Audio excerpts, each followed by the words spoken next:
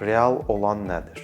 Biz dünyadakı insanların həyatlarına baxsaq, onu görərik ki, 100 milyonlarca insan üçün gündəlik həyatın 8-9 saat işdə, 8-9 saat yuxuda, 2-3 saatı işə gedib gələndə yolda, 1-2 saatı ehtiyacları qarşılamağa və geri qalan hissəsi real həyatı yaşamağa xərclənir.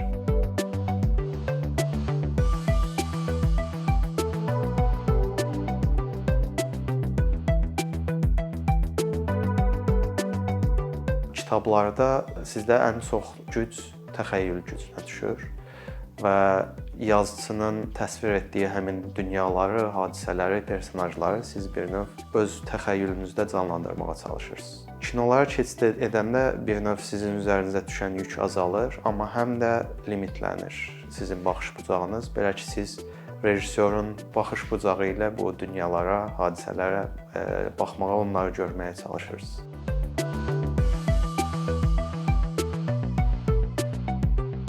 Həm kitablarda, həm kinolarda siz sadəcə izləyicisiniz. Siz baş verən hadisələrin heç birinə müdaxilə eləmə şansınız yoxdur. Amma oyunlarda siz baş verən hadisələrin bir parçasısınız.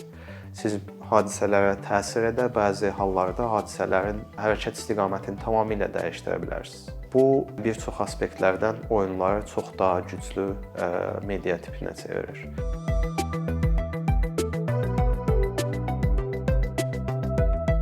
Düşünün ki, sizin ağlınıza gələcək hər şeyi yaratmaq qabiliyyətiniz var.